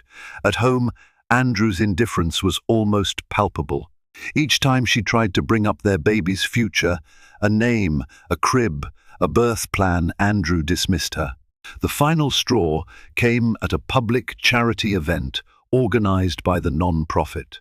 Jessica had been asked to give a speech about the importance of early mental health interventions for children in stressful home environments. It was something she believed in deeply. She invited Andrew, hoping that seeing her passion in action might spark the old admiration he once had for her. Also, it was a chance to publicly affirm that they were still a couple, despite the swirling rumors. Andrew arrived an hour late, accompanied by Selena, who had audaciously introduced herself as his business partner. Jessica was on the podium when she saw them enter. Her hands shook as she recognized Selena from photos she had secretly found online, pictures from Andrew's corporate events. The sight of them together in front of her colleagues and supporters felt like a slap in the face. The audience might not have known the backstory, but Jessica did. Her breath caught in her throat, and for a moment she lost track of the speech. She recovered quickly, delivering her lines through sheer will. Her voice trembled when she mentioned the devastation children face when parents argue or separate, but she forced herself to continue. She stole a glance at Andrew, hoping for a shred of compassion on his face.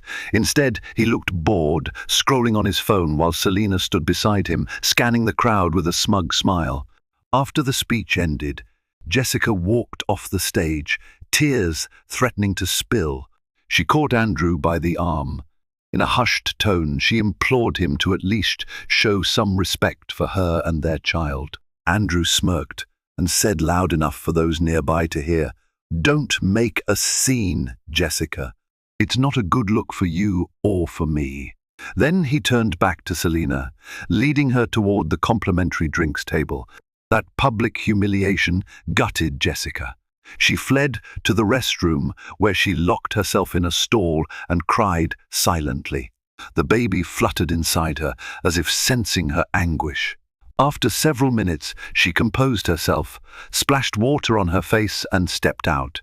Her co-workers gave her sympathetic looks, but no one dared to confront Andrew. He was a major donor to several charities, including their non-profit, and they feared jeopardizing funding. Jessica forced a polite smile and went through the rest of the event in a daze. That night, Andrew didn't even bother to come home. He texted Jessica, staying at the office. Don't wait up. She knew that was a lie. She knew he was with Selena. And for the first time, Jessica felt something snap inside her. It wasn't anger or jealousy alone. It was the realization that she was utterly alone in this marriage. The baby in her womb was the only thing tethering her to Andrew, and even that bond felt terrifyingly fragile. In bed, she stared at the ceiling, replaying the humiliations she had endured. She thought about leaving, but where would she go? She had some savings from her job, but it wasn't nearly enough to sustain her and a newborn for long. And her parents, while loving, did not have the means to support her fully. Plus, there was still a whisper of hope in her heart, the hope that Andrew might come around or that some cosmic justice would intercede. Yet, she had no idea how swiftly and violently that cosmic justice was poised to descend on Andrew's empire. With Andrew thoroughly ensnared, Selena began the next phase of her plan. Using her position as a financial consultant, she subtly guided Andrew into riskier and riskier ventures. She persuaded him that, to stay at the top of the competitive tech marketing landscape, he needed to diversify into real estate, cryptocurrency, and even speculative hedge funds. Andrew, craving the next big payoff, agreed eagerly, signing paperwork without reading the fine print, sometimes transferring large sums into accounts. Selena set up, trusting her entirely because, in his eyes, she was his ticket to stratospheric wealth. Selena also started orchestrating deals with Andrew's rivals, pretending to negotiate on Andrew's behalf, but actually funneling money into shell companies that she and her secret associates controlled. She ensured everything was well documented, but shielded from immediate detection. Andrew's arrogance was his downfall. He never considered that someone might be using him the way he used others. Eventually, Selena recognized the perfect moment to tighten the noose. She carefully leaked misinformation to Andrew about a grand one in $1 million investment opportunity overseas, requiring a large, upfront capital injection. Andrew took the bait. Over a celebratory dinner in a penthouse suite, Selena mentioned the investment in hushed tones, describing how it was too good to share with just anyone. She emphasized that if Andrew wanted to jump on it, he had to move fast, liquidating certain assets and borrowing against future earnings. High risk, high reward. Blinded by greed and enthralled by Selena's allure, Andrew fell for it. He allocated millions toward the venture, even securing a hefty loan using his firm as collateral. Selena acted as the broker, forging documents that funneled the funds into her private channels. By the time the paperwork was finalized, Andrew's empire was teetering on the brink of a very steep cliff, though he remained blissfully unaware. During this time, Selena strategically disappeared for a few days, claiming she needed to visit family out of state for an emergency. In truth, she traveled abroad to confirm the final details with her partners in deception, ensuring that once the trap was sprung, Andrew would bear the brunt of the fallout both legally and financially. Returning triumphantly, she played the devoted mistress, gifting Andrew a watch worth tens of thousands of dollars. He wore it with pride, never suspecting that within weeks, his entire world would come crashing down. Andrew's downfall began with a single phone call. It came from one of his trusted bankers who sounded panicked. "Mr. Blackwood," the voice said, We've just been informed that the investment you've poured millions into is not yielding returns. In fact, the project's directors have vanished. We're looking at a potential total loss of capital. This puts your loan in immediate jeopardy. We need clarification on your plan to address this shortfall. Andrew's heart pounded. He tried calling Selena, but her phone went straight to voicemail. Within the next 24 hours, more calls flooded in from business partners, investors, and even law enforcement investigators. The overseas venture was revealed to be a sham. Millions of dollars had been siphoned off into untraceable accounts. The legal ramifications threatened to topple Andrew's entire empire. Even the reputable marketing firm he had built from scratch was tied up in the collateral. Investors demanded answers. Employees panicked. Andrew couldn't dodge the press, who swarmed his office building, asking for a statement about the unfolding scandal. Desperate, he tried to find Selena, but she had cleaned out her office, leaving behind only a terse resignation letter. He scoured the city, called her family, hired private detectives, nothing. She was gone, and with her, the life savings he had entrusted to her schemes. While Andrew battled the crisis, Jessica watched it all unravel. She saw news segments condemning Andrew's poor financial judgment and featuring interviews with disgruntled clients. Though she had been mistreated by Andrew, she couldn't help feeling a pang of pity. Despite her sorrow and growing resentment, a small part of her remembered the boy who had lovingly flipped pancakes and saved every penny to buy her a modest engagement ring. Yet she also recognized the harsh truth. Andrew had brought this on himself. But Andrew was still in denial, cursing the winds of fate for betraying him. He was too proud to apologize to Jessica or ask for help. Instead, he locked himself away in his home office, refusing to eat or sleep. On the day he learned that the bank had frozen his accounts, he finally snapped. He threw a fit of rage, destroying the expensive decor that once symbolized his triumph. Jessica, heavily pregnant and worried, approached the locked door. Andrew opened it, his eyes bloodshot and brimming with desperation. "Jessica," he said, his voice trembling, "I need your help. I'm ruined." Then, in a moment that laid bare his delusional arrogance, he added, "Call your father and ask for a loan." Jessica stared at him, stunned. Her father was a retired electrician, living on a humble pension. The very suggestion was outrageous. But in Andrew's panic, he clung to any hope. She looked at him, almost not recognizing the man before her. This was no longer the domineering millionaire who brushed off her pregnancy. This was a broken man, undone by greed and betrayal. She calmly told him there was nothing her father could do.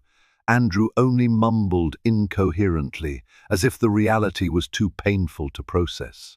Over the next week, lawsuits piled up. The media relished the story of the once brash marketing mogul who had collapsed overnight. Public opinion turned vicious. Former associates and employees, once loyal to Andrew, distanced themselves to avoid being tainted by the scandal.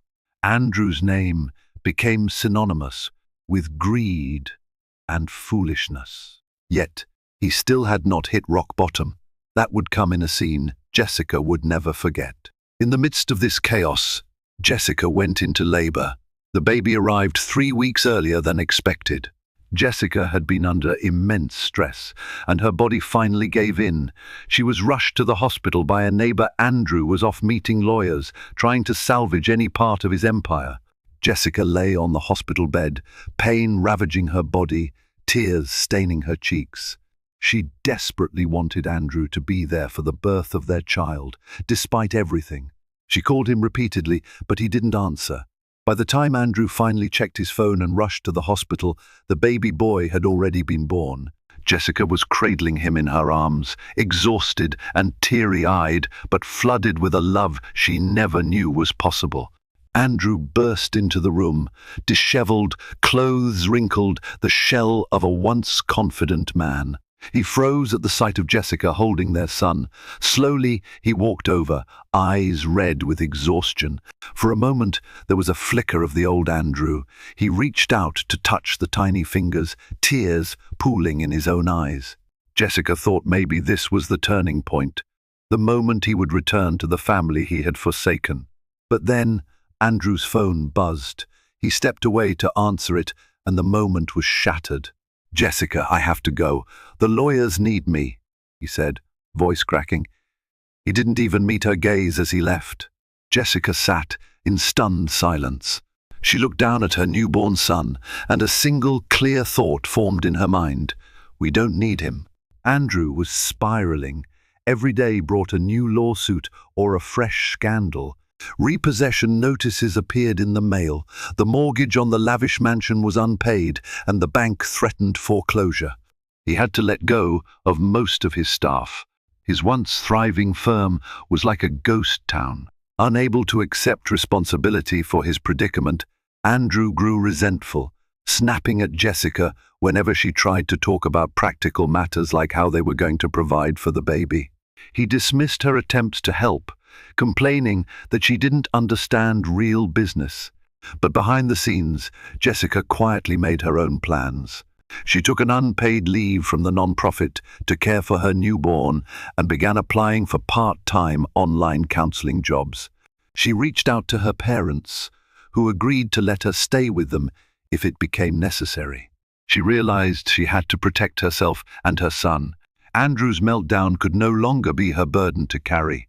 The final nail in Andrew's coffin came when the authorities uncovered documents implicating him in fraudulent transactions paperwork Selena had skillfully laid in his name. The media exploded with headlines labeling Andrew a scammer, business contacts severed ties. Andrew's last lifeline, the trust of any potential investor, disintegrated. He had no choice but to sell everything. The sports cars, the mansion, the antique furniture, his entire image of wealth. The day Jessica saw moving trucks hauling away their belongings, she felt an odd sense of relief. The man who once laughed at her pregnant pleas was now confronted by the karmic consequences of his every lie and betrayal. One cold, rainy afternoon, Jessica packed a small suitcase for herself and the baby. She walked into Andrew's home office, where he sat hunched over a stack of foreclosure notices. She told him she was leaving and taking their son with her. Andrew glanced up, hollow-eyed, and offered no protest. He seemed too numb to fight. She paused, waiting to see if he would say anything, an apology, a plea, an acknowledgement of how miserably he had failed them. But Andrew only mumbled about how his lawyers were incompetent, about how if Selena hadn't tricked him, everything would still be fine. Jessica inhaled sharply, forcing back a sob, and walked away. With the baby in her arms, she stepped out of the house that was no longer a home, stepping into the rain and into a future unknown. The next morning, Andrew called her repeatedly, leaving desperate voicemails, begging her to come back. He promised he would change, that he would be the husband and father they needed. But Jessica had heard it all before. She did not return. Instead, she sought legal counsel, eventually filing for divorce. There was little Andrew could fight for. His finances were in tatters, and any illusions he had of keeping the house or generous assets were shattered. Jessica's heart broke for the man Andrew had once been, but she could no longer sacrifice herself to save him. Her priority was her child, and she vowed to give him a stable, loving environment. Something Andrew was incapable of providing. While Andrew was drowning in debt and legal troubles, Selena was living comfortably under a different name in a tropical paradise. Through offshore accounts, she accessed the fortune she had swindled. In an almost poetic twist, she occasionally released damning evidence to the media, ensuring Andrew's reputation could never recover. It was her insurance policy, a way to keep him too busy and too humiliated to ever come after her. A few months later, a journalist managed to track Selena to an upscale resort. She offered no comment when confronted. She simply flashed a predatory smile and returned to her lavish suite, leaving the journalist to wonder how one woman could orchestrate such a downfall. In the span of a year, Andrew went from a millionaire mogul to a disgraced figure with no viable career prospects. The last of his properties were auctioned off to pay a fraction of his debts. He ended up in a small, rented apartment, which he could only afford thanks to a meager severance payout he got before the firm fully collapsed. Gone were the sycophants and party invitations. Gone was the flashy lifestyle. He tried to contact old friends for help, but they either ignored him or politely declined. His parents, disappointed and overwhelmed, distanced themselves too. Andrew's father had passed away a few years prior, and his mother was in a retirement home, barely able to cover her own expenses. She had no resources to help her son. Emotionally, Andrew was a wreck. The press periodically revisited his story as a cautionary tale, a man undone by his arrogance and an unscrupulous mistress. Jessica's lawyers served him divorce papers, and he realized that, aside from a broken reputation, he was about to lose any semblance of a family he had left. Karma had not merely tapped him on the shoulder, it had grabbed him by the throat. The man who had once laughed at his pregnant wife's pleas, who had dismissed her tears as mere drama, was now devoid of the wealth, power, and influence he had once used to elevate himself above everyone else. While Andrew languished in self-pity, Jessica found a modest but warm place to stay with the baby, thanks to the support of her parents. She eventually resumed her work as a counselor, juggling motherhood with part-time hours. Though life was not easy, money was tight, and single parenthood was exhausting, she discovered a wellspring of strength within herself. Jessica developed a community support group for new mothers experiencing emotional neglect from their partners. Drawing from her own experience, she provided a safe space for sharing stories and resources. Word spread, and donations trickled in, enabling her to expand the program. For once, Jessica felt she was living her true purpose, free from the suffocating demands of Andrew's empire. Their son, whom Jessica named Samuel, grew healthy and strong. Sometimes, Jessica felt pangs of guilt about denying Andrew the chance to be a father, but she reminded herself that Andrew had made his choices.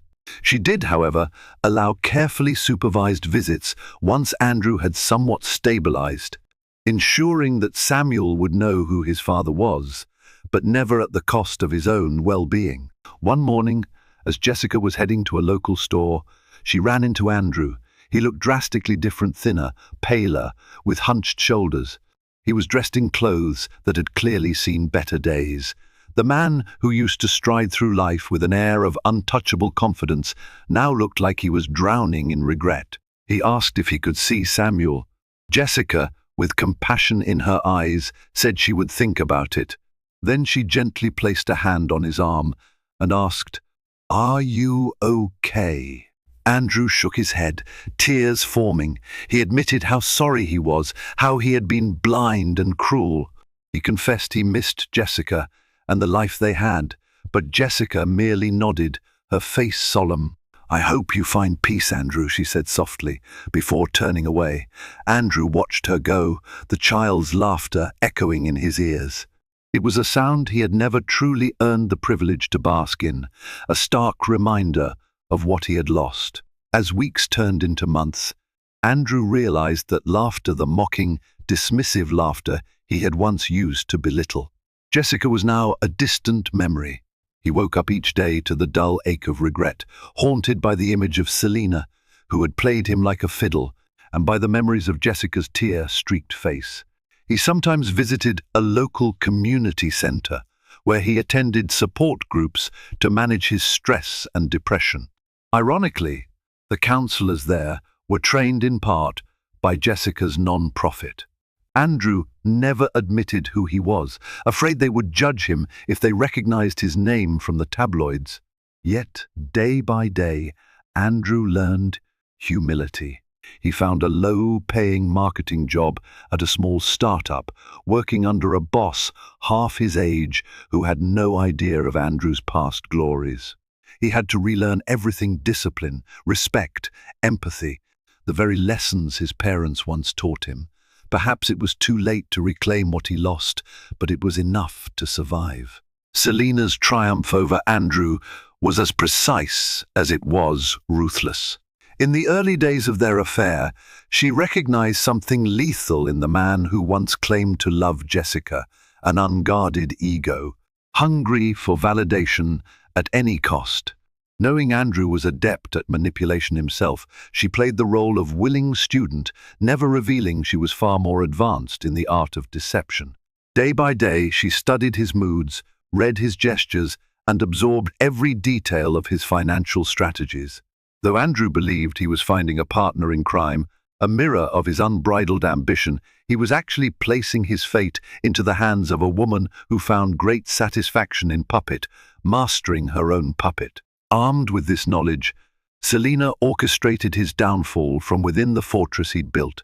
First, she encouraged him to invest extravagantly in ventures that were high risk. She praised his bold vision and audaciously framed each new gamble as essential to staying ahead of the competition. Then, once Andrew was deeply committed and thoroughly convinced these deals were his own brilliant ideas, she siphoned the very funds she had pushed him to allocate. It was surprisingly simple. Because he had become addicted to her approval and the flattery she dispensed, Andrew rarely questioned her judgment. He signed documents she placed before him in a haze of self-satisfaction, trusting that she was just as devoted to their mutual success as he was. Gradually, Selina gathered the perfect portfolio of evidence pointing back to Andrew. She masterfully arranged deals so that the paperwork put him at the center of every questionable transaction, while she kept her own involvement hidden behind layers of shell companies and offshore accounts. When the final puzzle piece fell into place, she disappeared without fanfare, no goodbyes, no tearful confessions. A simple resignation note on her desk sealed Andrew's fate, leaving him to face lawsuits, interrogations, and the vicious spotlight of public scandal alone. Yet her victory wasn't merely a testament to her cunning. It also served as the unexpected catalyst for Jessica's freedom. In eroding Andrew's empire, Selina unintentionally dismantled the very chains holding Jessica in a toxic marriage. The lavish house of cards Andrew had built collapsed into dust, and with it, the illusions Jessica once clung to. Though Selina's motives were purely self-serving, her betrayal paved a path for Jessica to break free and seek a life of independence and dignity. Andrew's final realization that the woman he'd forsaken his wife for had used him as a stepping stone came too late. He was left with staggering debts, a shattered reputation, and the dull ache of knowing he had lost every precious thing he once possessed. The irony of it all weighed heavily on him. He had laughed at Jessica's tears, mocked her pregnancy fears, and chosen Selina's magnetic pull over his own family, only to be discarded by the very mistress he believed would make his dreams unstoppable. Indeed, the mistress destroyed him in the end, delivering a blow more devastating than any Andrew had ever imagined. This cautionary tale reminds us that the seeds of our actions bear fruit in ways we often cannot predict. Andrew's ruthless ambition, Jessica's quiet suffering, and Selina's cunning manipulation all intertwined to form a perfect storm of betrayal and heartbreak. In the end, those who laugh at the pleas of the vulnerable will inevitably face the consequences of their callousness. Jessica, liberated by catastrophe, forged a future rooted in empathy and strength. Andrew, undone by greed and betrayal, faced the hardest lesson of his life. And Selina, the catalyst of his downfall, served as the instrument of karma, a reminder that no empire built on it can stand forever. If you found value in this story of love, betrayal, and ultimate redemption, please remember to like, share, and subscribe to our channel. Your support helps us bring more compelling tales that shed light on the power of human resilience.